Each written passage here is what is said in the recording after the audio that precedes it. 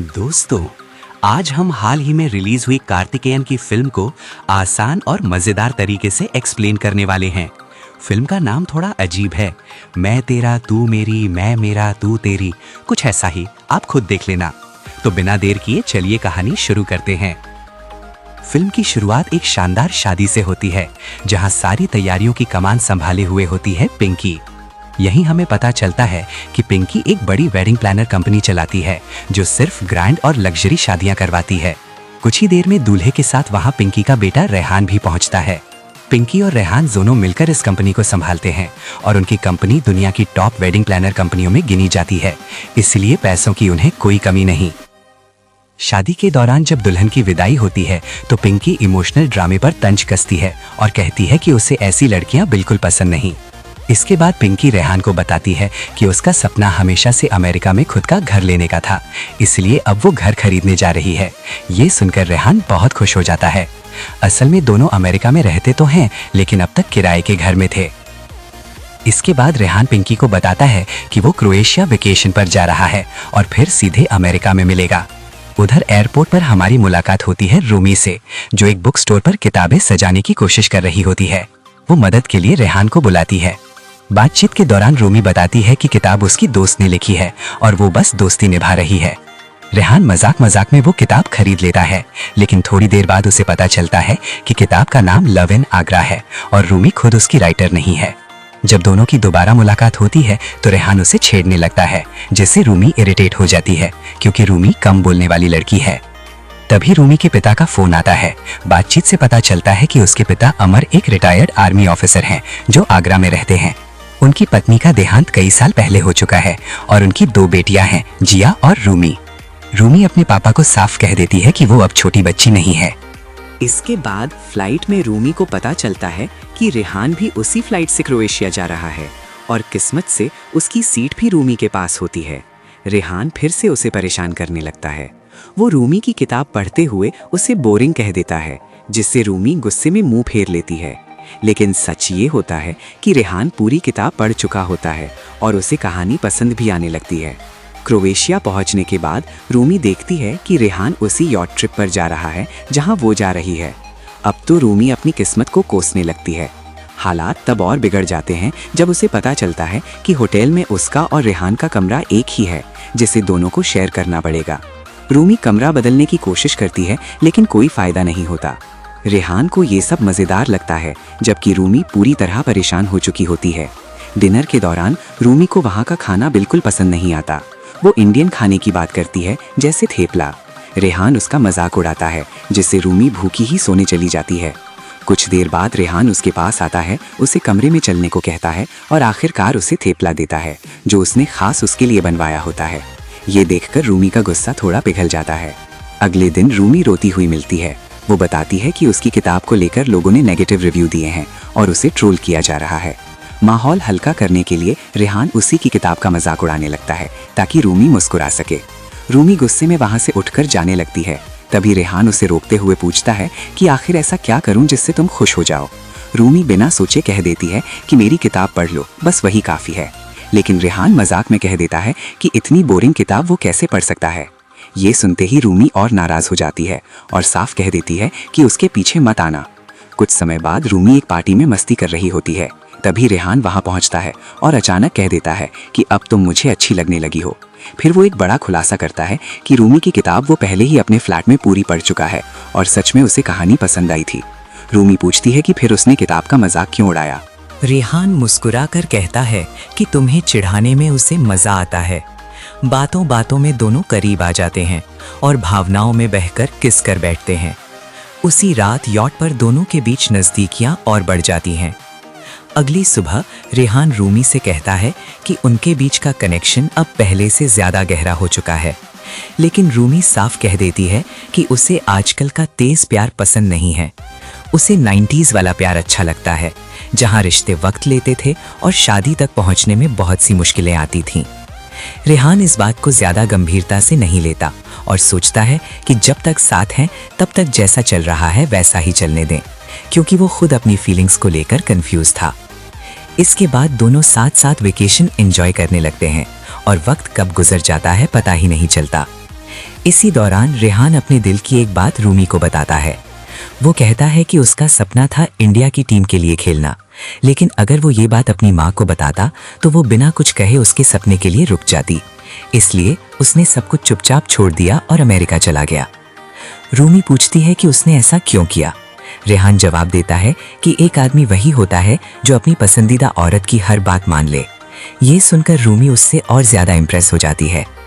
थोड़ी देर बाद रेहान की माँ पिंकी का फोन आता है और वो रूमी से बात करती है। पिंकी को रूमी पहले ही बातचीत में पसंद आ जाती है। फोन कटते ही रेहान अचानक रूमी से आई लव यू कह देता है। रूमी चौंक जाती है और पूछती है कि इतनी जल्दी ये सब कैसे। रेहान बताता है कि उसकी जिंदगी में पहले कई रिश्ते और फ्लिंग्स रहे हैं, लेकिन उसने कभी किसी से आई लव यू नहीं कहा, क्योंकि उसने तय किया था कि ये शब्द वो सिर्फ उसी लड़की से कहेगा जिससे उसे सच्चा प्यार होगा। वो ये भी कहता है कि जो बातें उसने आज रूमी को बताई हैं वो उसने आज तक किसी से शेयर नहीं की थी। रूमी कोई जवाब नहीं देती। इसके बाद कहानी सीधा आगरा पहुंचती है, जहां अमर घर के बाहर चलते हुए एक हादसे का शिकार हो जाते हैं। उन्हें अस्पताल लाया जाता है। जिया रूमी को सब बताती है और ये भी कहती है कि वो अपने बॉयफ्रेंड सुखी से शादी करके कनाडा शिफ्ट होने वाली है। ये सब सुनकर रूमी अंदर से टूट जाती है। रूमी रेहान से कहती है कि वो इतनी जल्दी शादी नहीं कर सकती, अभी तो उन्हें मिले हुए सिर्फ 10 दिन ही हुए हैं। रेहान जवाब देता है कि उसके माता पिता ने 10 साल डेट करने के बाद शादी की थी, लेकिन कुछ सालों में ही सब बिखर गया। इसलिए वो रिश्तों को लंबा खींचने में यकीन नहीं करता। वो शादी के लिए तैयार है, लेकिन रूमी मना कर देती है। वो बताती है कि अब जिया शादी करके जा रही है तो पिता की सारी जिम्मेदारी उसी पर होगी। उसने हमेशा अपने लिए जी लिया, अब उसकी बारी है कि वो अपने पापा का सहारा बने। अगर उसने रेहान से शादी की तो उसे अमेरिका जाना पड़ेगा और उसके पापा अकेले रह जाएंगे, जो वो कभी नहीं छोड़ सकती। ये कहकर रूमी चली जाती है और रेहान उदास होकर अमेरिका लौट जाता है। वहां उसका मन किसी काम में नहीं लगता। हमेशा हंसने वाला लड़का एकदम शांत और गुमसुम हो जाता है, जिसे देखकर पिंकी भी परेशान हो जाती है। उधर रूमी भी रेहान को अक्सर याद करती रहती है। कुछ दिनों बाद जिया की शादी की तैयारियां शुरू हो जाती हैं। रेहान की हालत देखकर पिंकी उससे कहती है कि अगर तुझे यूं ही रहना है तो इंडिया चला जा। अगर रूमी अपने पापा के लिए रिश्ता तोड़ सकती है तो वो मेरी बहू बनने के लिए बिल्कुल परफेक्ट है। ये सुनकर रेहान के चेहरे पर फिर से मुस्कान आ जाती है। इधर आगरा में सुखी के घर वाले अमर से मिलने आते हैं और सब ताजमहल घूमने जाते हैं। वहीं रूमी की नज़र रेहान पर पड़ती है। वो खुद को रोक नहीं पाती और उसके गले लगकर रोने लगती है। खुद को संभालते हुए वो कहती है कि मूव ऑन करना बहुत मुश्किल था और अब तुम सामने आ गए हो। रेहान कहता है कि वो हार मानने वालों में से नहीं है, अब वो दोनों साथ रहेंगे चाहे कुछ भी हो जाए। लेकिन रूमी उसे याद दिलाती है कि उसके पापा देश और अपने घर से बहुत प्यार करते हैं और वो कभी ये जगह नहीं छोड़ेंगे। रेहान मुस्कुराकर कहता है ये भी देख लेंगे। अगले दिन जिया और सुखी की शादी के लिए वेडिंग प्लानर बुलाया जाता है और तभी वहां रेहान की एंट्री होती है। उसे देखकर रूमी के होश उड़ जाते हैं। फिर हमें पता चलता है कि रेहान ने अमर को इम्प्रेस करने के लिए एक वेडिंग प्लानर कंपनी तक खरीद ली होती है। इसके बाद रेहान रोज अमर से मिलने लगता है और धीरे धीरे शादी की तैयारियों की बातें शुरू हो जाती हैं। इसी बीच रूमी और रेहान की दोस्ती और गहरी हो जाती है। एक दिन रूमी के घर पड़ोसी आते हैं और साफ समझ आ जाता है कि पड़ोस का लड़का रूमी को पसंद करता है, लेकिन रूमी उसे बिल्कुल भाव नहीं देती। तभी आमर का एक पंडित दोस्त बताता है कि अगला शुभ योग कई सालों बाद है, इसलिए शादी जल्दी करनी होगी। ये सुनकर रेहान घबरा जाता है, क्योंकि अभी उसने अपनी शादी की बात भी ठीक से नहीं रखी थी। जब ये बात रिश्तेदारों तक पहुंचती है तो लोग ताने मारने लगते हैं कि शायद ये सब शादी का खर्च बचाने का प्लान है। लेकिन रेहान बड़े आत्मविश्वास से सबको जवाब देता है और कहता है कि कम लोगों में शादी और भी यादगार होती है। इसके बाद शादी की रस्में शुरू हो जाती हैं और रेहान ऐसी शानदार तैयारी करता है कि सब हैरान रह जाते हैं। संगीत की रात रूमी और रेहान को साथ देखकर आमर को शक होने लगता है। नशे में पिंकी आकर हालात बिगाड़ देती है और बात इतनी बढ़ जाती है। फिर डॉक्टर आकर बताते हैं कि आमर ने अपनी बीपी की दवा नहीं ली थी। ये सुनते ही रूमी टूट जाती है, क्योंकि दवा खिलाने की जिम्मेदारी उसी की थी। आंखों में आंसू लिए रूमी कहती है कि उसके पापा छोटी छोटी चीजें भी भूल जाते हैं, इसलिए उसे हर वक्त उनके साथ रहना होगा। इधर रेहान आमर से मिलने आता है और भावुक होकर कहता है कि आपसे मिलकर मुझे पहली बार एहसास हुआ कि पिता का प्यार कैसा होता है, क्योंकि मैंने अपने पापा को कभी देखा ही नहीं। ये सुनकर आमर भी बहुत खुश हो जाते हैं। कुछ दिनों बाद आमर को अस्पताल से छुट्टी मिल जाती है और फिर जिया और सुखी की शादी हो जाती है।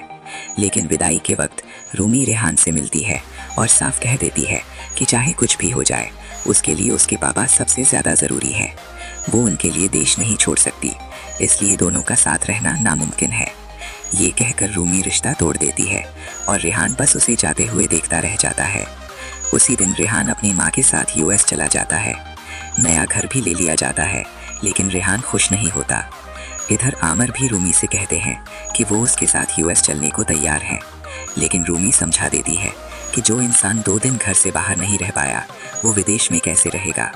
तभी पिंकी एक फैसला लेती है और रेहान से कहती है कि अगर रूमी नहीं आ सकती तो हम ही उसके पास चलेंगे। रेहान भी कहता है कि जैसे रूमी के लिए उसके पापा ज़रूरी हैं, वैसे ही उसके लिए उसकी माँ। आखिरकार रेहान और उसकी माँ इंडिया आने का फैसला करते हैं। रेहान रूमी को प्रपोज करता है और कहता है कि अब सब यहीं साथ रहेंगे। रूमी हाँ कह देती है। आमिर और पिंकी दोनों खुश हो जाते हैं और यहीं इस इमोशनल कहानी का खूबसूरत अंत हो जाता है।